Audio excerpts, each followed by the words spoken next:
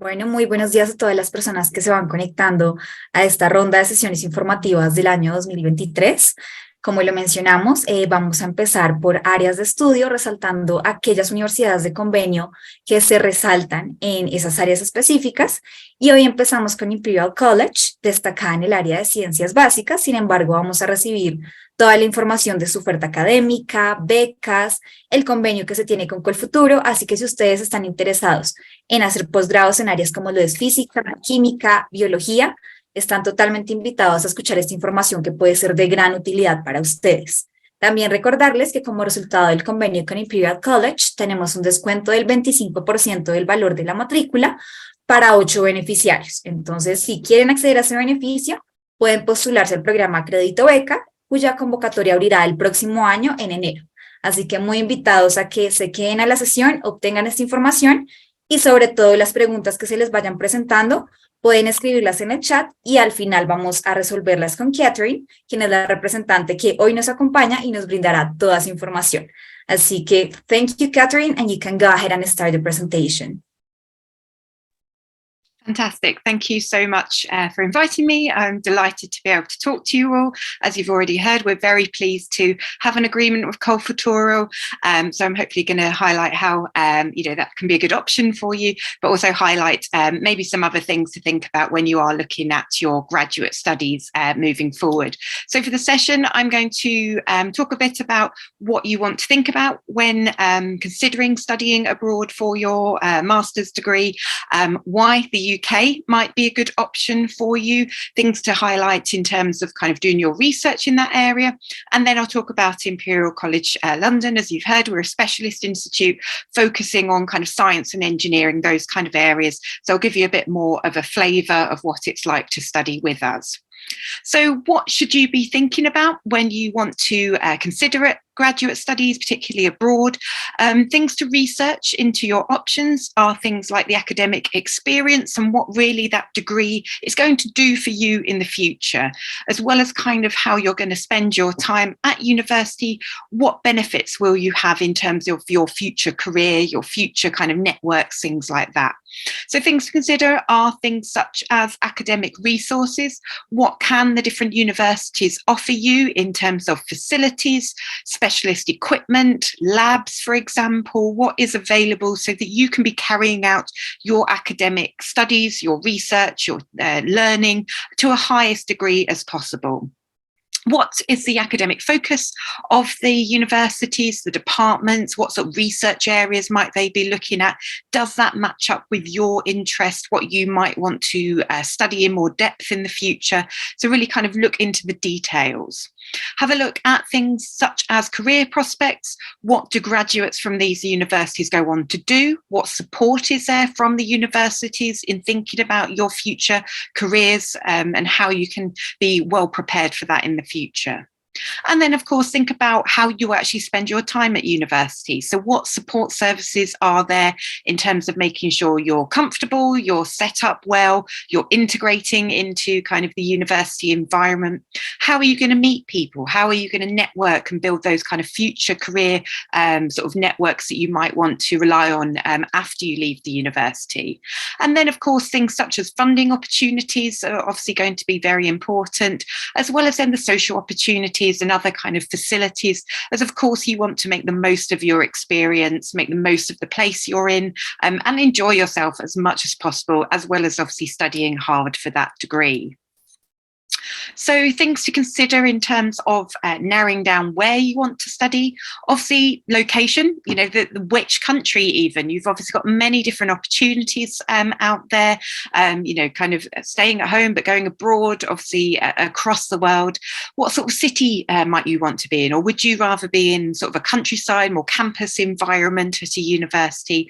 The types of universities. Do you want a specialist university where everyone is really focused on the area of interest, or would you prefer that kind of broader approach?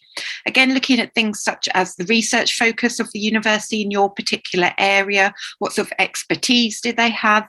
Things such as rankings can be helpful in terms of knowing where might be a good quality university to go, in terms of knowing that the academics available are going to be high level, and also knowing that your degree is going to be very well recognised once you graduate.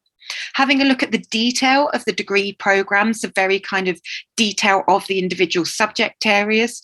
Degree programs that might have very similar titles, so a physics master's, for example, at two different universities, may actually have a very different focus. So you want to do your research into the real detail of the programs, the classes that you'll be taking, the kind of research opportunities in that particular department. Again, thinking about opportunities outside the classroom, how can you enhance your time studying? What other opportunities will there be for you to make the most of the experience? And then again, those scholarship offerings as well. So some general thoughts, and then I thought I would highlight why the UK could be a really good option for you. So thinking about the kind of general UK study experience, when you are looking at studying the UK, you can rest assured that a UK education is really highly regarded worldwide. Our master's degrees are internationally recognised. They are, awarded by universities that are internationally recognised. Wherever you want to go after you graduate, employers will recognise a degree from the UK as something highly valuable. We also pride ourselves on the fact that when you come and study with us in the UK, you're not just going to get a British perspective on things. So you're not just getting a British degree. Our universities are highly international. So we have students from all around the world. And we think that really kind of adds to the study experience, because it means you get different ideas, different viewpoints, different perspectives from across the globe, meaning that your experience is really enriched by those around you. Our academic staff are very international as well. And it means that you are very prepared for when you leave us to go all around the world, because you'll be used to dealing with those communities from all different countries and kind of approaching things in a real international mindset. One thing that can be a bonus if you are comparing the UK to, say, studying in the USA is that we don't generally need things such as a GRE or GMAT. So it's a fairly simple process. And I'll talk more about specifically what we look for at Imperial. But generally, it's a fairly simple process for the UK in terms of we're mainly looking at your undergraduate degree transcripts, as well as writing a statement and some references to back it up. But we don't normally need you to sit lots of additional tests on top.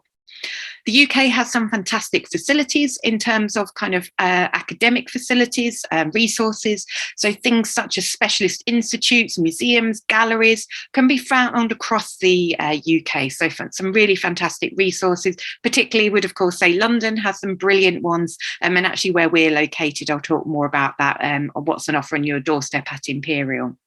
The UK also prides itself on the student support we give. So we're not just going to kind of leave you alone to just get on with your studies.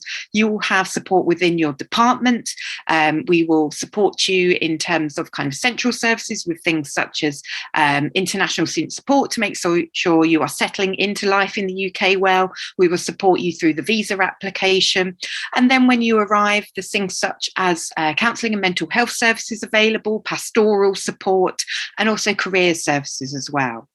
Also, as well, the fact that you will come and focus on an academic experience in terms of your master's degree, but there's lots of opportunities to meet people, try new things outside the classroom as well. So we have lots of different clubs and societies, volunteering opportunities, sports activities. So there's lots of ways to spend your time as a student in the UK.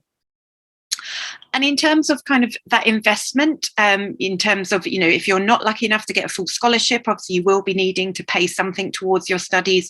But we think it can be a really good return on investment when you are considering the UK. Again, comparing the UK to other parts of the world, our degrees can be shorter. So a master's degree is actually only going to be 1 year in duration. So if you think of that tuition fees, the living costs for that year, and even if you're taking a loan out, it's for that shorter duration, so it can mean that it's a more economical way of studying, because you get that master's degree in only those 12 months. So it can be a really good option. In terms of what's available to you as an international student, you are entitled to work during your studies as well. So that can be a way to supplement your studies. We do kind of warn that not to plan to come to work too much. Technically, your visa does allow you to work for 20 hours per week and full-time in the holidays. However, we do say, because the master's program is very intense, you shouldn't plan to come and study to work every week 20 hours, but perhaps be flexible, and some points of the year may be quieter, so you may be able to pick up some more hours. But certainly a number of our students will be working alongside their studies on a part-time basis. Your international student visa will cover you for the NHS, the National Health Service, as well. You do have to pay, as part of the visa process, an upfront charge, but then you have free access to this, so you don't need to worry about expensive medical insurance on top. In terms of thinking about it being an investment for your future, we will really support you in terms of thinking about your career. So the Career Service are there from day one to help advise you if you want to think about kind of where you want to go afterwards. Have a look at things like your resume, your CV, look at how you can build on that. We have dedicated careers consultants for the particular areas we offer. So they are building networks with employers who really want our graduates. We have things such as an alumni mentoring scheme. So you could be teamed up with alumni who are maybe in industries that you're really interested in, so you can hear about their experiences and how they got there. For Imperial and for many universities as well, they will offer things such as online vacancy systems so that you can see what jobs might be available. And these are generally going to be international vacancies as well. So it's not just what would be available in the UK. And this support is available for you at Imperial at least, and it will be the same for a lot of universities, for up to 3 years after you graduate. So you're not just leaving Imperial and leaving that support network. Obviously, being at university in the UK, it's a fantastic opportunity to build that network. So, as I said, that kind of international outlook, thinking of all those people with those kind of like-minded goals and ambitions and interests of you. And something fantastic about the UK now is that you automatically do get 2 years to stay in the UK after you finish a master's degree and 3 years after you finish a PhD. Previously, you did have to have a job lined up, but now you don't need to have a job after you graduate. You can stay for up to 2 years automatically. Obviously, you need to think about funding yourself, but it could be that perhaps you pick up some casual work for a start whilst you're looking for more of that kind of dream job, so that you spend some time making sure you find that job that's right for you. But you automatically can stay in the UK. So in terms of just talking about the fees and funding and how you might actually fund your studies, so in terms of what to expect in terms of the costs, we have here for our tuition fees £28,000 to £43,000. So it does depend on the programme you're applying to. What you'll find across the UK is, unsurprisingly, the higher ranked universities will charge more than the lower ranked universities. You will also find that the tuition fees do vary depending on the subject you are interested in as well.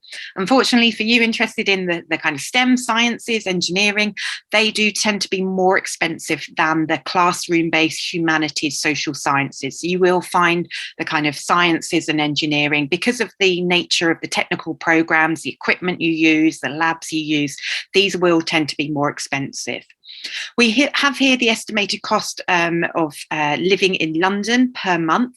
So this is an average. Some students spend more, some students will spend less, but this is to give you an idea of living in London in terms of everything on top of your tuition fees. So your accommodation, food, transport, things like that.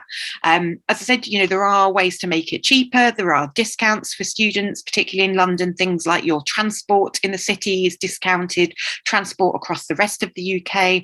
There are discounts on shops, cinemas, restaurants, all sorts of things. So you can be very savvy around making sure that you are kind of spending that little bit less, but you do need to be prepared in terms of thinking how much you need to budget for moving forward.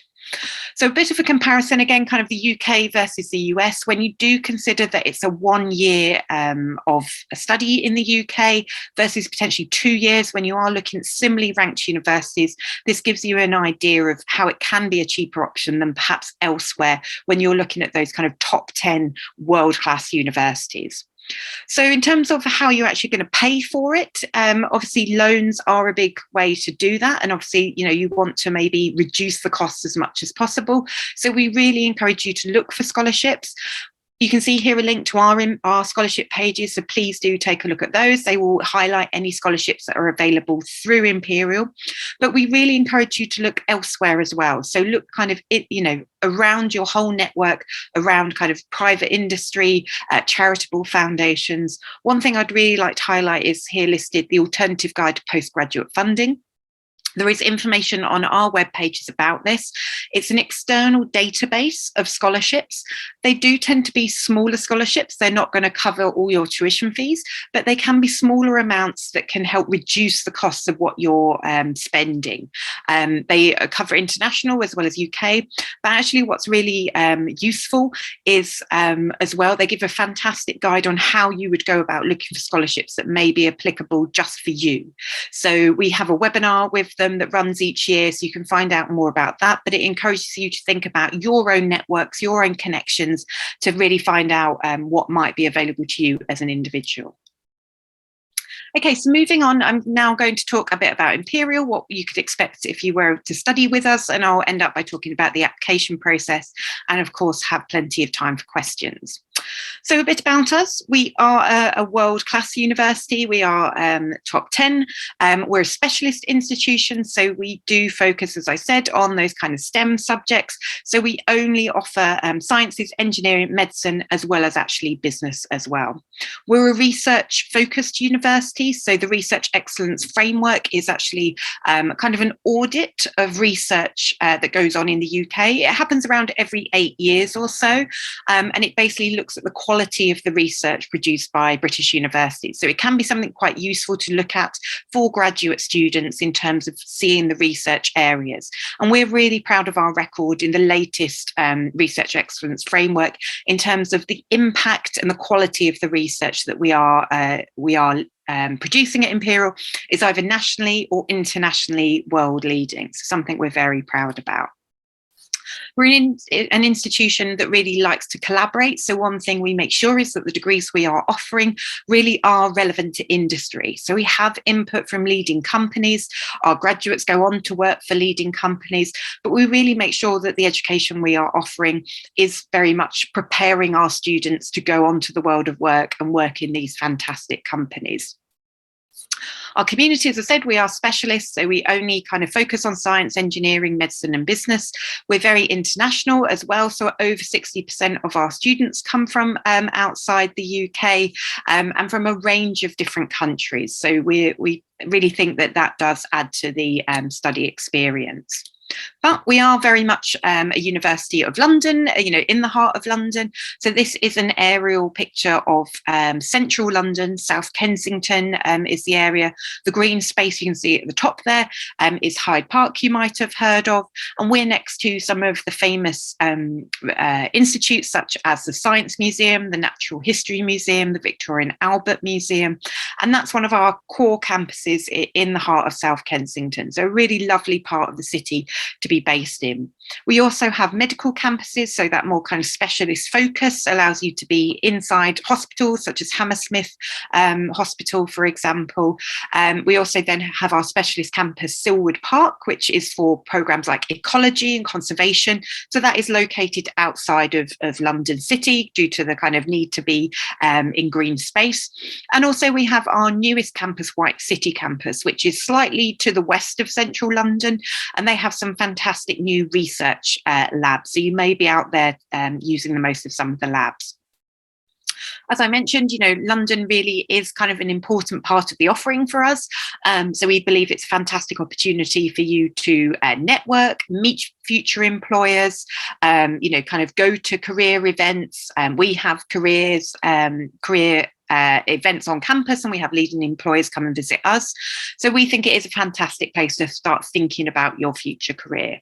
And just to say, it's not just us who say London is a great place to be a student. So for a number of years now, London has consistently been voted the #1 best student city by the QS World Rankings. So this fantastic map just gives you an idea of where we are based. So in the heart there, as I mentioned, South Kensington, you have the blue line of the River Thames. So give you an idea where we are. So not too far from things like Buckingham Palace, the Houses of Parliament, Big Ben, the London Eye. So we really are in the heart of the city. And we kind of use London as our extended campus. So just to give you a bit more information about what we do offer in terms of those kind of STEM areas. So we have 10 different engineering departments, so ranging from aeronautical, chemical, civil engineering, to design engineering, material engineering, mechanical engineering, so a whole range of engineering disciplines. We then have a whole full range of programs across the sciences. We also have some specialist programs like science communication. We have programs such as environmental policy as well. And then we have one of the largest cohorts of students studying graduate programs related to medicine as well. So ranging from very clinical areas to areas such as public health, looking more on the policy side of things. We then also do have a business school with a range of programs in areas such as finance, economics, marketing.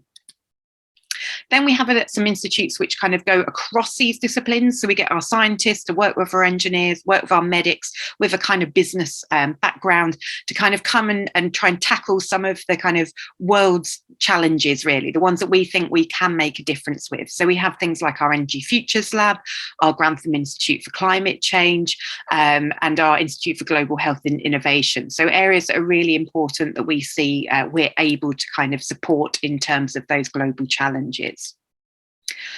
We also really pride ourselves on the fact that we know our students have fantastic ideas and, you know, will be able to make a difference in the future. So we offer a number of programs that are in addition to their degree studies. So something we're really proud of in the last few years is the launch of our Enterprise Lab.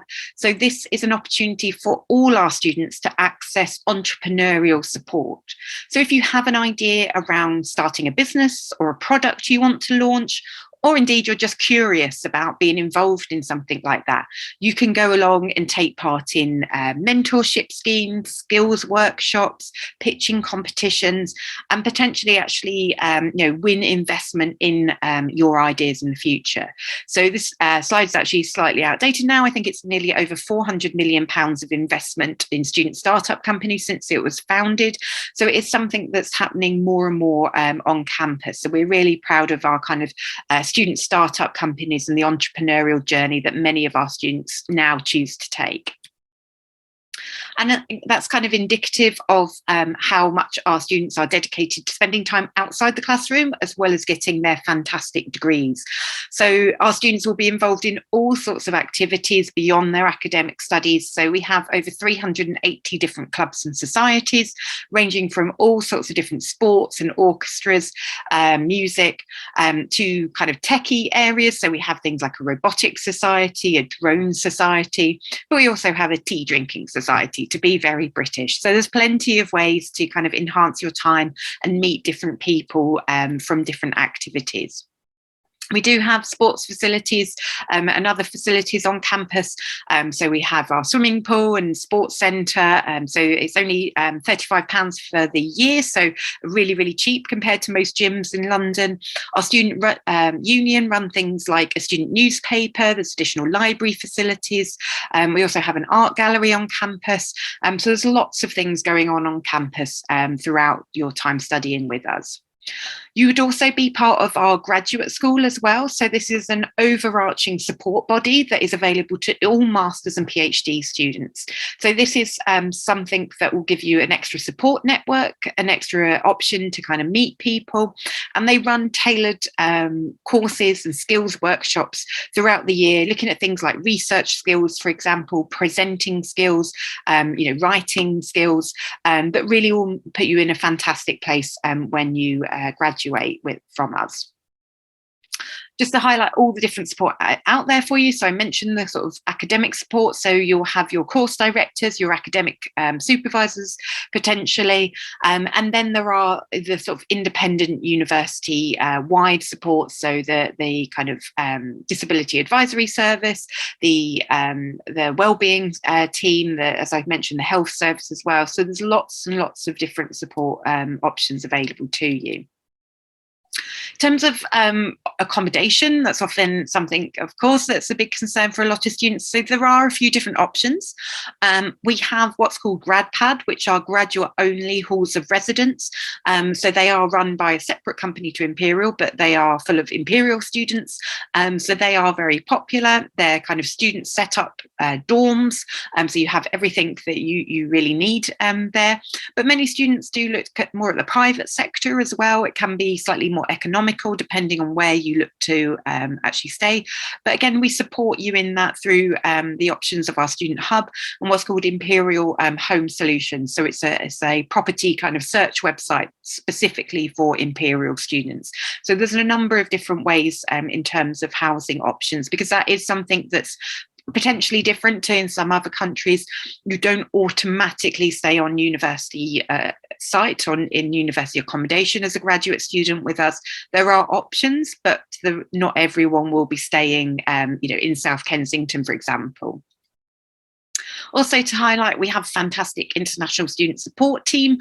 So they will help you, as I said, through things such as the immigration process, which is fairly straightforward, but they will run things like online sessions and drop-in sessions so that you can talk through how you apply for your visa, which is something you can't do really until quite late in the process anyway, once you have your academic offer and you know you're coming. So it's not something to worry about too much at this stage.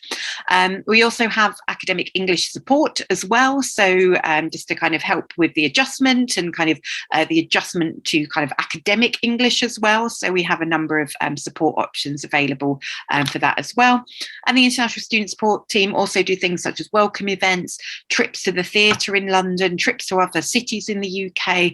So you can meet other international students as well. But as I said, you won't be alone with us because over half of our student population come from outside the UK.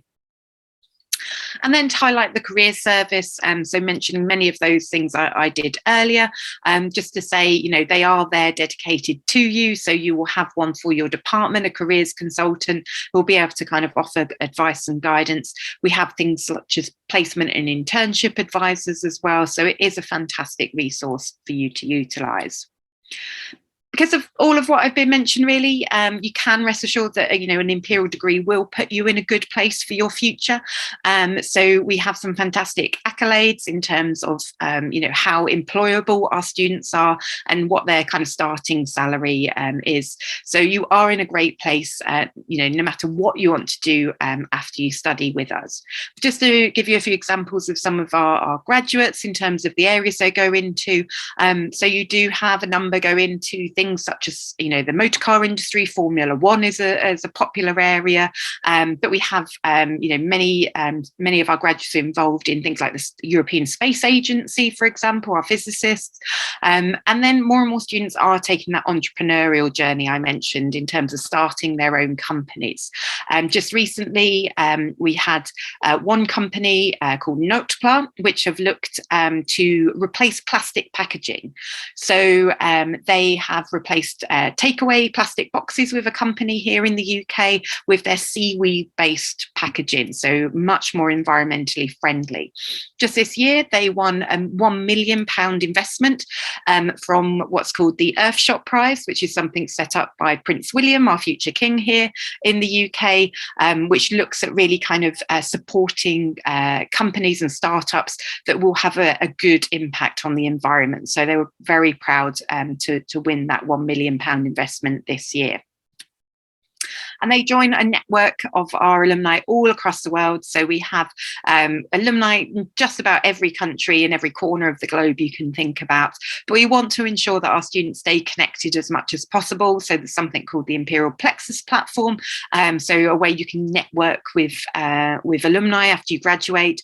Often our graduates may actually be posting job vacancies on there. So they'll be keen to hear from other graduates and happy to employ them. So it's just a way to kind of keep connected with that network after you leave as well. So just finally, to kind of talk about the application process side of things. So for master's programs, as I mentioned, we are predominantly looking at your undergraduate transcripts in terms of how we assess your application. You do apply directly to us via our website. So we have an online application portal that opens normally in sort of September, October time for most programs. Our business school does open a bit earlier in the summer, but generally for the sciences, you'd be looking at September and October. And in some cases, those applications will be open for the full cycle up until kind of this time of year. Some departments are doing application rounds, so you just need to be aware if there are any deadlines around submitting your application. In terms of what we are looking for, as I mentioned, we're not looking generally for those additional tests. It will be, do you have that minimum GPA in your undergraduate degree? So we are slightly complicated, and I will leave my contact details, and I'm very happy to kind of help individually in terms of what we're looking for, because your GPA that we'll need will depend on where your undergraduate degree is from in terms of your undergraduate university, and then which degree you are applying to at Imperial. So we have some degrees that are more competitive than others. So as I said, I'm very happy to leave my contact details, and you can follow up letting me know your university and which degree you're interested in, and I can let you know whether, what the minimum entry requirement would be. So in terms of kind of looking at your transcripts, of course, we'll want to see that overall GPA, but we'll want to see particularly strong scores in the relevant classes that you might have taken for that degree that you are applying to in your master's. We then want you to write a statement. So this is a really key part of the application. It basically is a chance to bring your transcripts to life. So really kind of elaborate on what you have done at undergraduate levels and your motivation to study this particular master's. Because you're applying to a particular program at Imperial, you are able to really highlight in that application why it is that particular master's you want to study. So what classes that you'll be taking, we call them modules you'll be taking, which ones are most of interest to you, why do you want to take those particular classes. You can mention, for example, if you think your degree is going to help you in a particular career, for example, if you have aspirations to go on to do research or a PhD, for example. So what is it about that degree that you think is a really good fit for you and you're really interested in? As I said, highlight things from your undergraduate degree that means that you would be a strong student for us to consider. It's also a chance for you to highlight things maybe we can't get from your transcripts. So anything such as research placements, internships, work experience that are relevant to the program that you are applying to. So it's all about how relevant your experiences are to make yourself stand out against other students who maybe have a similar GPA. We do then ask for 2 references to back up what you're saying. So we would recommend that you find referees at your undergraduate university that are the closest match to the subject you're applying to. So if you're applying for a master's in chemistry, then we want to hear from undergraduate professors in chemistry as much as possible.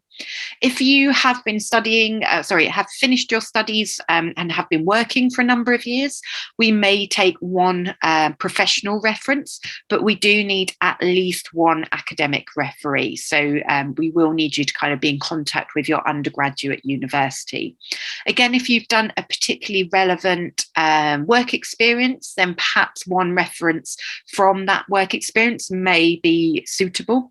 But again, we're going to still need at least 1 referee to be from your undergraduate university. There are requirements around things such as English language, but we accept a full range of programs. There's lots of information on the website, the IELTS, TOEFL, Duolingo, Cambridge Proficiency. There's a long, long list of what we do accept. One thing to note is that we don't need you to have that English language level certificate at the point of applying. As long as you are planning to take that certificate or that qualification by the time you enroll, that would be fine, as long as you are confident you will get the right grades. So what would happen is that we would give you what we call a conditional offer if we think academically you're suitable, but the condition would include that you would have to sit IELTS, TOEFL or one of those exams and meet that requirement by the summer. So you don't need to wait to have your results, but as long as you're planning to take them and you're confident you will be able to meet the requirement, that's fine to submit an application and get what we call a conditional offer. So it means you have a place with us, but we need you to meet that English language requirement. And if actually you haven't finished your university studies, there will be a condition that you graduate with a certain GPA as well. So that's quite normal in the UK, that you are applying without having completed everything, but that means your offer is conditional on that completion. Just to be aware that for some programs as well, there's something called the Academic Technology Approval Scheme, ATAS. So it's just another kind of step you have to take. It's not an academic test, it's a vetting test. So basically to look into your background for programs that are classed as kind of sensitive, things such as something looking at nuclear energy, for example, would be seen as potential security risk. So it's just kind of a background check, but just to be aware, you will need to kind of submit documentation for that if you're given an offer. And then there is an application fee for our master's programs. It is about £80 for most programs this year. If there is a good reason for you to not pay that fee and you have documentation to prove that, then you can apply for a fee waiver. But you will need to have a good case why you won't be able to pay that £80 application fee. Okay, so I know that is a lot of information, but if you are interested in finding out more about Imperial, there are a number of ways to do so, obviously things such as social media, but we also have on our website fantastic opportunities to talk to our current students and also our current graduates as well via the websites. You can find out about their experience as well as doing things such as a virtual tour. You can also sign up for our newsletter and find out more by following this QR code. And of course, as I said, please do note down my email address. I'm very happy to help with kind of very specific queries offline after this session, but I'm very happy now to answer any questions you might have at this stage. Okay, good. So thank you, Catherine. It was a wonderful presentation. So thank you so much for all the information. We're going to go ahead with the questions. So the first one is from Natalia. She's asking, is it possible to have a job during your studies?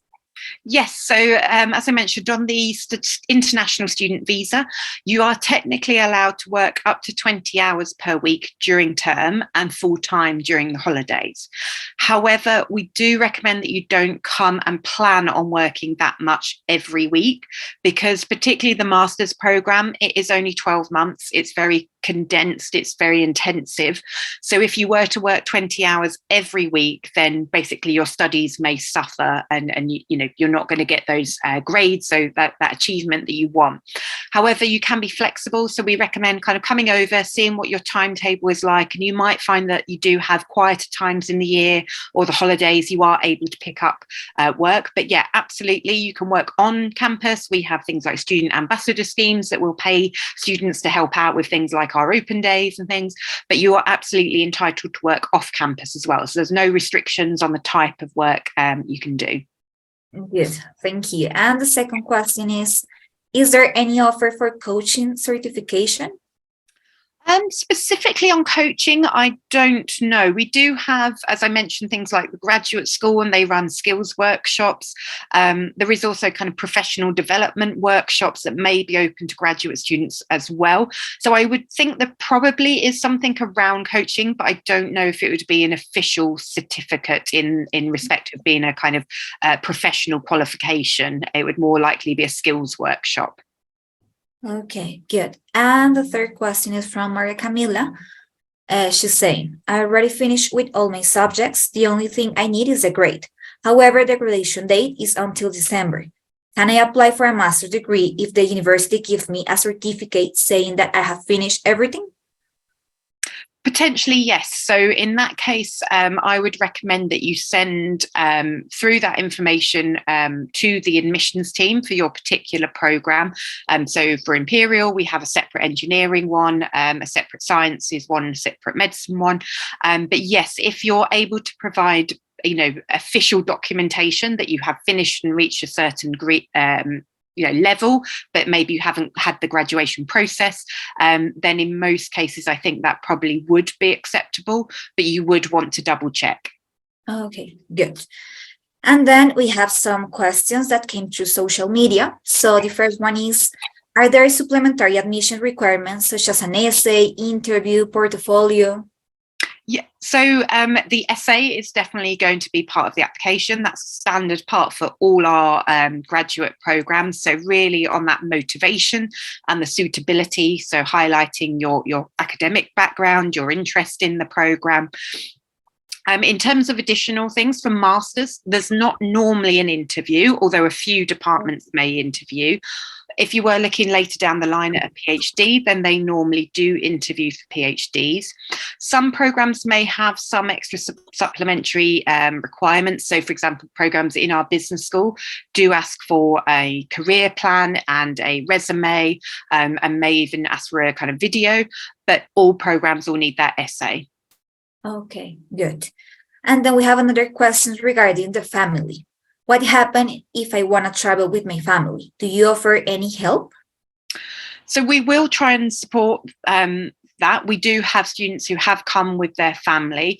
However, there has been some change in the UK immigration system recently that is making it more difficult for students to come with families. So you would need to double check on the kind of requirements around that. But in terms of Imperial's International Student Support Team, we have a specific network for international students with families, and they do like a day each term where they kind of do meetups and things. But you just need to be double check around the requirements that have changed recently for the next year in terms of students coming with dependents. Okay, good. And then we have another question regarding the English level requirement. They are asking, do you offer like any English course to get to that score that you ask them? So we have what's called our pre-sessional English course. So these are 1, 2, or 3 months prior to enrolling on your degree program.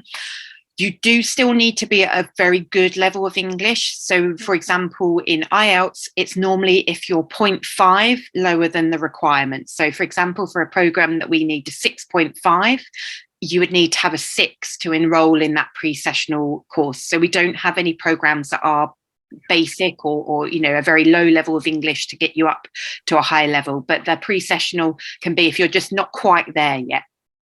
Okay. And just to clarify, can I apply if I don't have the English requirement? So yes, if you don't have it yet, obviously you would need to have a good level of English in terms of writing the essay and completing the application. But in terms of that formal qualification, as I said, as long as you're planning on taking it, that's fine. So we would normally have a condition in your offer that you meet the right grades. It's normally by the June time, as you would be enrolled in September. But say you're sitting your test in, kind of May time or April, you could apply in January, knowing that you're taking that test later. Okay, good. And the last 2 questions, I would say that those are the most important ones. It's, what is the ideal student that Imperial College is looking for? The ideal student? Yes, someone who is very motivated to do their program, very much kind of knowing this is what they want to do, clear on why this particular program compared to lots of other programs, in terms of that real interest, and someone who, obviously is academically strong as well. We are a community of real problem solvers, so we're interested in students who are curious, who want to kind of push boundaries in research and that kind of environment. So yes, someone who's very enthusiastic about their area.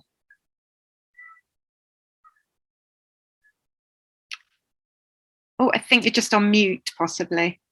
I'm sorry. Yeah, I'm sorry. Yeah, I was saying that the last question is from Juan.